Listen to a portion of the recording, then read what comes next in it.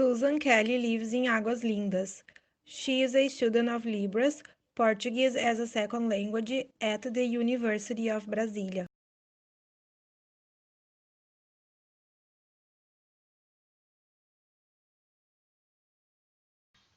Hello, how are you? My name is Susan Kelly, and this is my sign. I'm deaf-blind, and I live in the city of Águas Lindas de Goiás. But when I was born in the Federal District, Brasília. I'm 24 years old. Am I old? No, I'm young.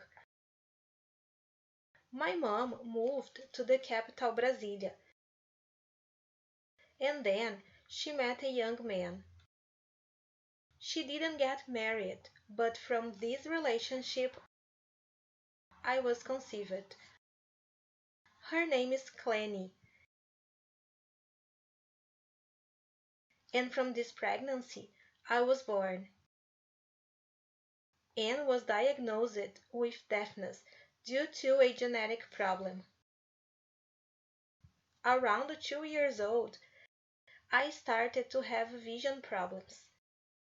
I cried a lot and my family didn't know what I had, especially at night.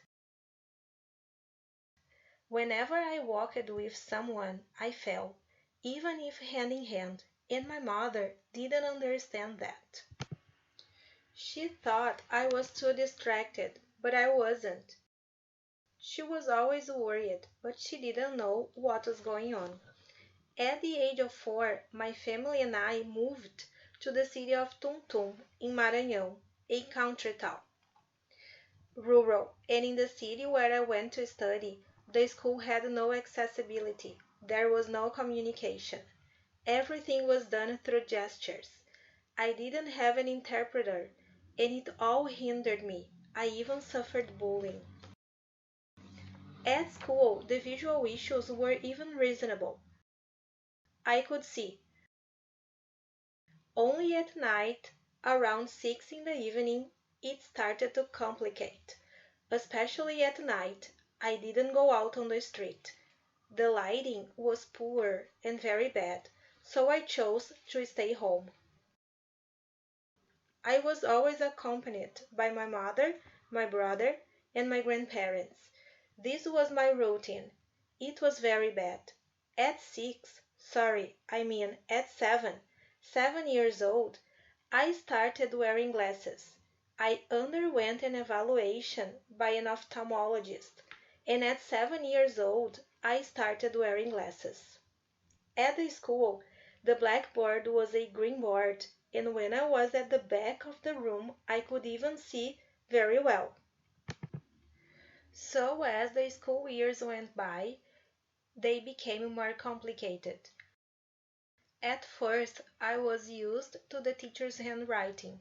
With time, it didn't work anymore, and I started asking the teachers, please write in a larger letter so I can see. They asked me to change places so I could see better, but it was no use. I didn't have an interpreter guide, and the whole methodology was developed for the listening student. Nothing was adapted for me. My mother had the idea. We brought the family together with my aunt and we traveled to Piauí. We stayed there for a while. We got some money so that I could see specialists, more specialized ophthalmologists, until it was discovered that I had Usher syndrome. And I wondered, Usher syndrome? My mother doesn't have it. My brother doesn't have it. I was the only one with the syndrome. Yes, but I didn't know. How come? That was in 2015. That's it, 2015. And afterwards we returned to Brasília. On this journey then, my mother went to the Special Education Center for the Visually Impaired. And teacher Margot started teaching me, and I was learning Braille language. Before that, I didn't know anything. At that moment, I still had the visual matter preserved with some aspects. I learned about orientation and mobility issues, among other issues that the center offers. Arts too. I went to the support center for the deaf, and I learned sign language, Portuguese as a second language. Finally, at these two centers, I was developing and growing in the areas where I was lagging. I also learned how to use public transport. Country cities are different. As to the form of locomotion, here in Brasília, it is very different. It is very extensive, and there are several transports that we have to take to get around. But my mother has already given me autonomy because I learned how to do it. I always take care, and I need it because I am a person with deaf blindness. I had to work hard. My process was very toilsome due to my leg.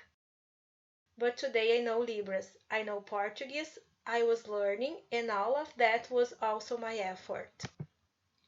And to God He helped me.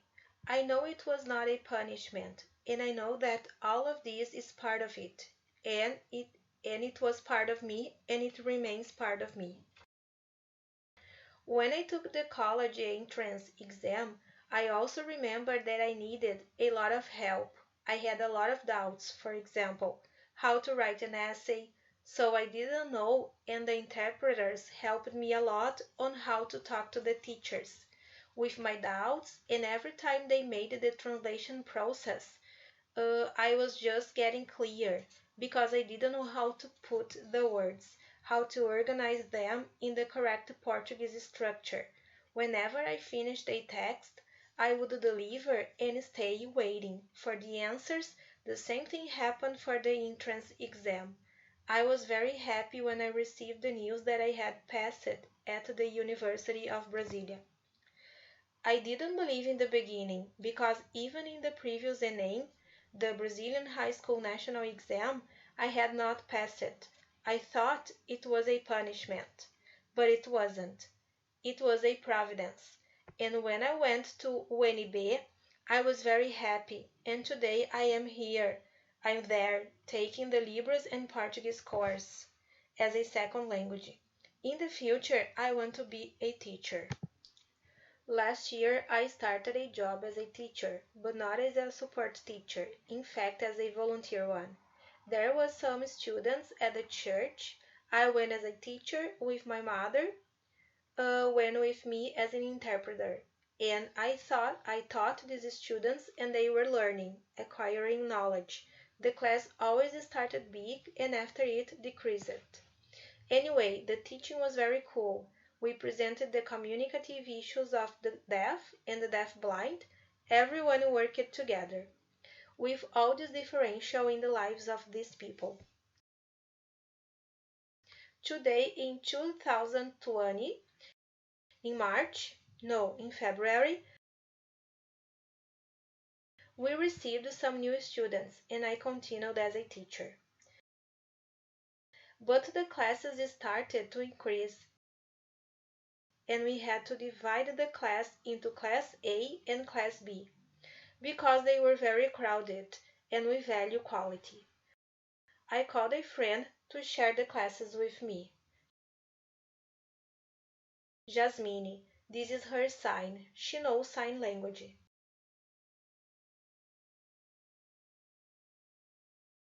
She stayed with Class B and me with Class A, together with my mother. And Jasmine teaches Class B while I am in Class A. And now, with the quarantine and the pandemic, unfortunately, we had to stop the project.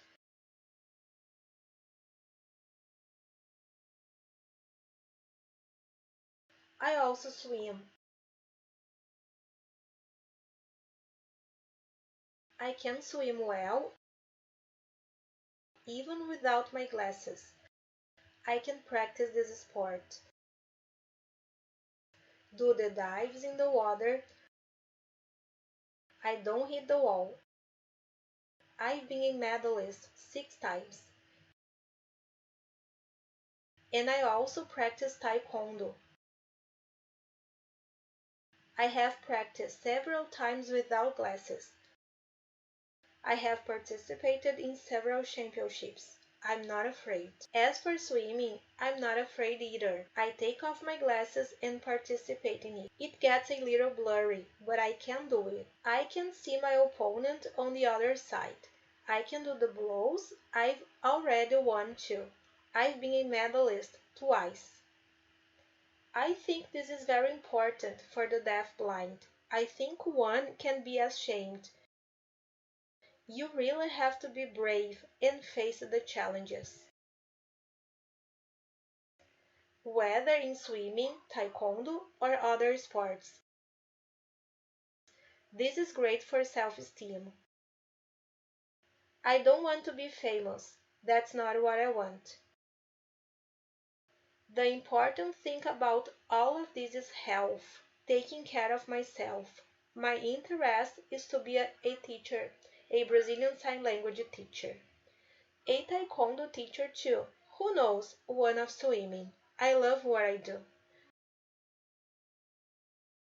The most important of all that I said is that you have friends with deafblindness and to respect them. So when making a video, it is important that you look at some important features, such as the background, the visual issue that has to be taken into account. Avoid some things, for example, the background has to be adequate. Earrings, watches, bracelets, don't put them on. It's not interesting for lighting. Lighting needs to be adequate, neither too strong nor too weak. With respect to the cell phone, do not place it vertically. Otherwise, your signage will be very small and we cannot see. The ideal is horizontal. So you make a sign wide and everyone can see. Vertical is not cool. This is interesting because everyone can see it. It is a great signage,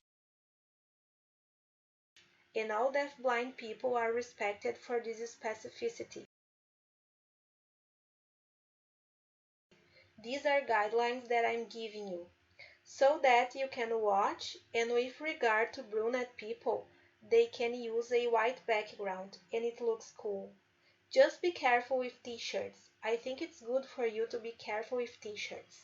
I think you have to avoid wearing t-shirts with designs, with prints. They are not suitable. They need to be plain color, with a dark background, and t-shirts have to be plain. I thank the project Unraveling the World of the Person with Deafblindness for the invitation. Thank you very much and bye.